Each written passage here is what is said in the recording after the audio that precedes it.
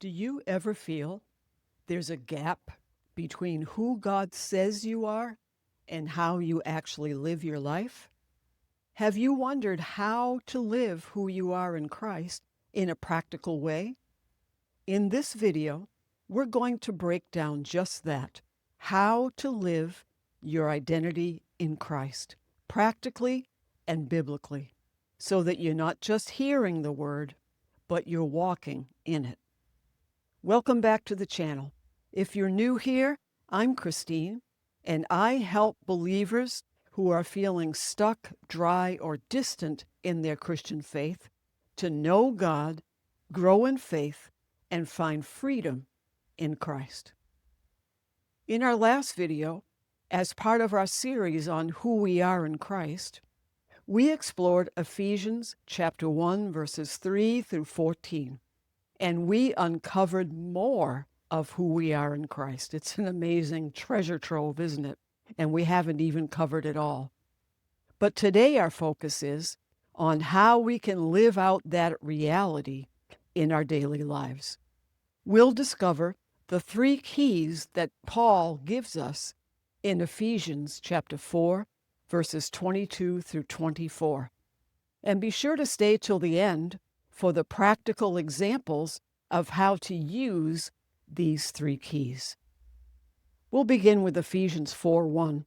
Paul says, I, therefore, a prisoner for the Lord, urge you to walk, which means live, in a manner worthy of the calling to which you have been called.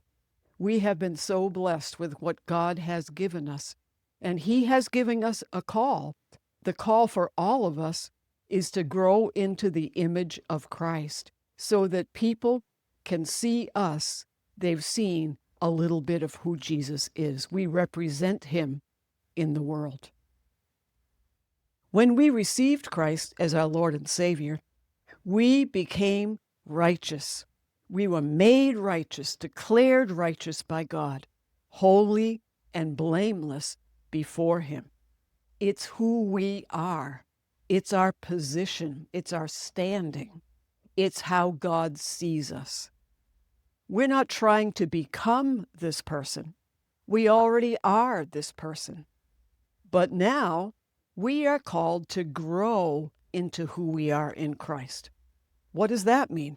Well, our spirit, our human spirit, is perfect and complete. It already looks exactly like Jesus. Our soul and our body, where we experience our daily life, we are still growing into who we are in Christ. Let me give you an example. When I would speak, I would often use this example of my husband's suit jacket. My husband is 6'3", and believe me, I am not even close.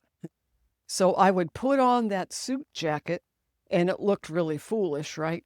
Because it was really long. The sleeves were so long you couldn't even see my hands. It looked silly because it was way too big for me. Picture that as the righteousness of God that we have been given. We have it. It's on the inside, but we have it just like I had that suit jacket. But I'm either going to have to change that suit jacket or I'm going to have to grow into it. And in Jesus, what we do is we grow into the righteousness of God. We grow up into all things in Christ. So how do we do that? In Ephesians 4, verses 22 to 24, Paul gives us 3 keys or steps to live and grow into the image of Christ, into who we really are as new creations in Christ, in our daily life. Ephesians 4:22-24 says, put off your old self, which belongs to the former manner of life, and is corrupt through deceitful desires, and be renewed in the spirit of your minds, and put on the new self, created after the likeness of God in true righteousness and holiness. If you're finding this content helpful, take a moment and hit the like button. So let's dive right into it. Step number 1, Ephesians 4, verse 22. It says, put off your old self. Picture a garment. You take that garment, you take it off, and you throw it aside. It belongs to your former manner of life. It applies to how you used to live your life, and it's corrupt through deceitful desires. Our old life represents when we were a slave to sin. We would try not to sin, but we had a sin nature. We were sinners, and what do sinners do? They sin. We had no power over it. It had power over us. And we were under the power of Satan. But that is no longer true of who we are. You and I, when Jesus was crucified, we were crucified with him. When he was buried, we were buried with him. Our old self, our sin nature, all of those things were buried with him. And when Jesus was resurrected and came out of that grave, you and I were also resurrected with him. And guess what? He did not bring our old nature out of the grave. It didn't make it out.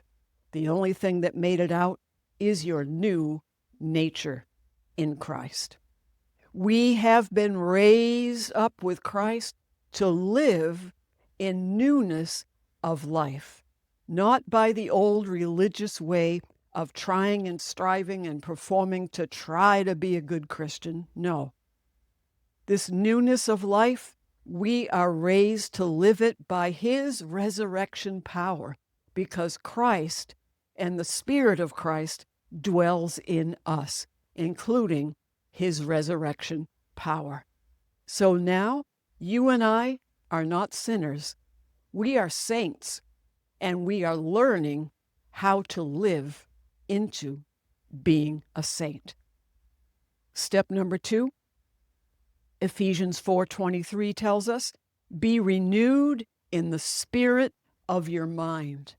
On my channel, you will find many videos on renewing your mind, literally rewiring your brain. How do we do that? We feed on the truth of God's word. We don't just read it in passing and say, oh, that was nice, or, oh, I knew that. No, we feed on it. We eat it. We meditate on God's word. We declare it. We say it with our mouth so that we come to believe, to know that we know that we know what God's word is. And therefore, we can recognize the lies. Renewing your mind is the key to all spiritual growth. True spiritual growth does not happen outside of renewing our mind. We recognize the old patterns of behavior, or the old thoughts, or the old emotions, the lies that contradict who we really are in Christ.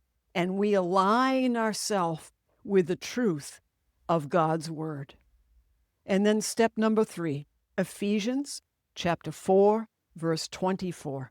It says, and put on the new self, created after the likeness of God. We look like our dad, in true righteousness and holiness. If you can picture putting off a garment, and you take that old, smelly, ripped up garment, and you take it off and you throw it off, then you put on the new garment, who you are now, the new you in Jesus. So it says, put on the new self, put on the truth of who you really are in Christ and what you have in Christ, and act accordingly. So you still might be saying, well, how? Put off, put on. I mean, how do I do that? How do we make it practical? I mean, how does that work? Our rational brain wants to understand how this works. I can't really understand how it works. I just know it does. This is the truth of God's word, and this is how we are changed. How do we do it? We do it by faith. We throw it off and we say, Lord, I am throwing this off by faith, and I am putting on this truth of who I really am in Christ. I am taking action. I'm putting on who I really am and acting accordingly. So let me give you some examples, because even now it might be not very clear to you. So let me give you a few examples. Let's use example 1 of insecurity. That's something a lot of us struggle with, have struggled with, might be still growing out of and into who we are in Christ. Insecurity might sound like the thought, I'm not good enough. Where does that thought come from? It comes from our old nature. Now, we don't have that nature anymore, but we certainly have a sin habit. We have those old patterns, those old ways of thinking, those old patterns of acting. And so we're renewing our mind, our emotions, our soul with God's word. So you put off the old thought, I'm not good enough. You recognize it for the lie that it is. And you say, wait a minute, that's not who I am. And then you pull out the thought, God chose me, and he calls me his masterpiece. And I am complete in Christ. And so how do I put it on? Well, I choose this is the way that I'm going to think. I can choose what I'm going to think. You put off the old and you replace it with the new. Putting on might involve some action. You're practicing it in life. For example, you walk into a meeting or a relationship, and instead of coming in kind of crawling in and not knowing, where to put yourself, you come into that place confidently, not cocky, but confident. I call it Godfidence. Our God gives us confidence in who we are. We come into the room, we come into the relationship confidently, not to prove myself, because I don't have to prove I'm good enough. I am already good enough. I am already approved in Christ. Let's do another example, people-pleasing. People-pleasing is we scan the room, we scan the people that we're with. We think we know how they want us to be, or even what kind of person they want us to be, like a chameleon. You walk into the room and you change into this fake persona of who you think they want you to be.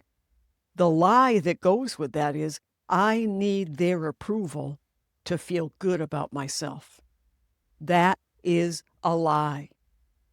Along with that maybe comes anxiety, shame. We feel ashamed of who we are, then we hide who we really are. And that is a lie. So you can say, that's not who I am. God loves me and accepts me just as I am. In fact, I am worth the death of Jesus. I don't need to have people's approval. It's nice to have people's approval, but I don't need it because I already have God's approval. You are putting on who you really are. You can be yourself. Not only that, when you come into that situation, you're not looking for what you can get from people, approval. You can look at people and say, what do I have here that I can use to bless other people so they know how good they are? So in summary, put off the old you, renew your mind, put on the new you. If you want to know more about who you are in Christ, I have a free guide for you that is full of scriptures about your identity in Christ, and I'll link it in the description below. And if you'd like to donate to this ministry to help us continue producing these videos, we would greatly appreciate that. You can use the link in the pinned comment below. And if this video was helpful, this playlist on renewing your mind might also be helpful.